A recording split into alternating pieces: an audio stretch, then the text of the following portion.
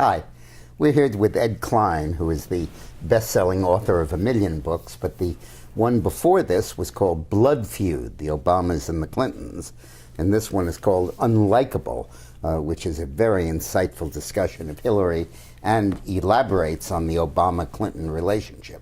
And this isn't just People magazine gossip stuff. This is the centrally most important fact of American politics today, how these two political dynasties are getting along with each other or not. I gather it's not. It's certainly not. I was stunned by the intrigue, the backstabbing, the deception that goes on at the highest levels of the Democratic Party between these two great families. It's sort of like a real-life Game of Thrones. Yep, or Capulet and Montague. That's right. Hatfield and McCoy's. But what I find fascinating about your description of it is that you indicate that the Bill-Barack relationship is bad, but that on an entirely different level, the Michelle-Valerie-Hillary relationship is bad for different reasons. Well, you know, one of the things I discovered is that when Michelle and Valerie go up to the family quarters of the White House and open a bottle of Chardonnay at night after dinner, they talk about a lot of things.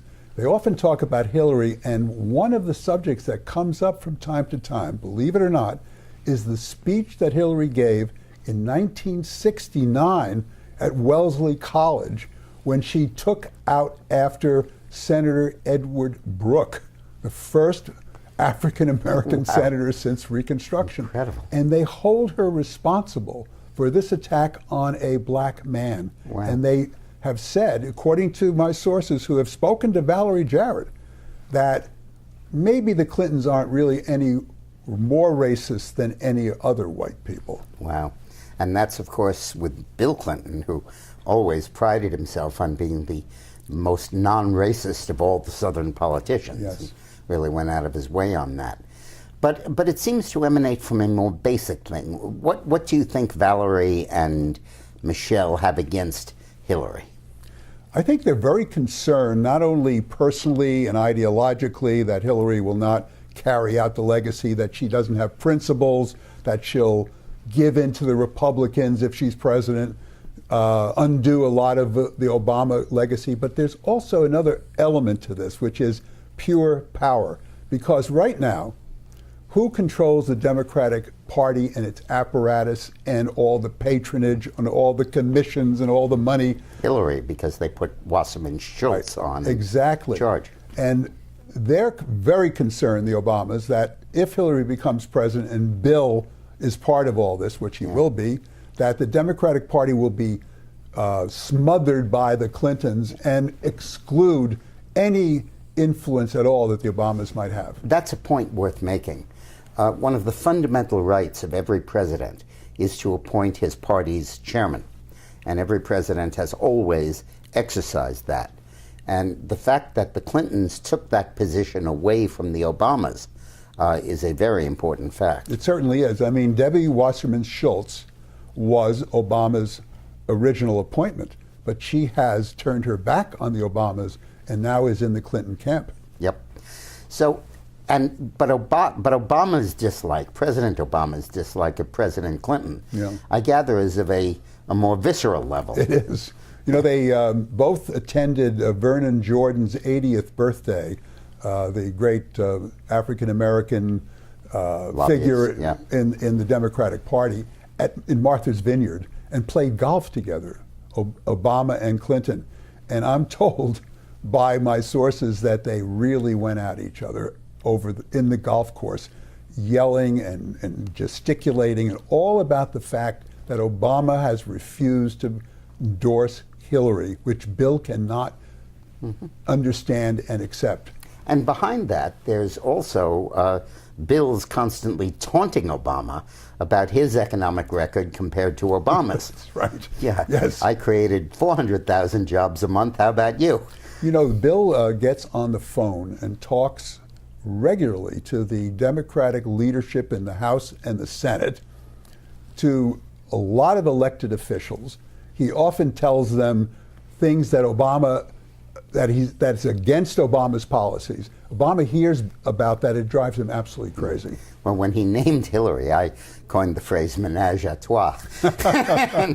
It seems that's what's unfolding. But this relationship is not just, as I said, the subject of gossip. It's terribly politically actionable because it now looks as if Obama is encouraging Biden to get into the race. I think he is, and so is Valerie Jarrett. My sources tell me that after Biden's son, Beau, died at the age of 46, Valerie actually has taken Biden sort of under her wing, helped him with his grieving process, whispered in his ear more than once, Joe, we're behind you. If you want to go and challenge Hillary, we'll give you the backing, support of the White House, and we will do everything we can to get that minority vote for you. Yeah, very, very interesting. It's interesting, I just looked at a poll, and Hillary at the moment is getting half the black vote, but Biden is getting a quarter. I know. And he's not announced, he's not even a decided candidate. You can't win as a Democrat if you don't have that minority vote. Now, if I have one criticism of your book, it's that it did not cover Sanders much. Do you think that Sanders is on the Obama radar screen? No. A simple answer. I just don't think he thinks he's got a chance. Well, I think that if Biden does not get in, Bernie Sanders is going to beat Hillary Clinton in the primaries. In the first two primaries? In all the primaries. In all the primaries? Or he'll run them. And not all of them, but most of them. And that's not what Hillary thinks, by the way. I know. I mean, she thinks that she's going to win in South Carolina. It's not the last time she's been wrong. That's right. But, well, she'll win South Carolina if Biden doesn't get in, because the blacks will vote for her. Blacks are, however, only a quarter of the Democratic primary electorate. Mm-hmm. And I think that Sanders will do extremely well. And I think that Hillary will have the superdelegates. And there will emerge a fight, much like 1968, of those delegates we elected versus those we didn't. Mm-hmm. But it's very interesting to hear you say that you don't think that either Hillary or Obama are taking Sanders very seriously. I don't think they have yet. I'm wondering what you think about what's going to happen in the Democratic debate when Sanders and Hillary go at each other.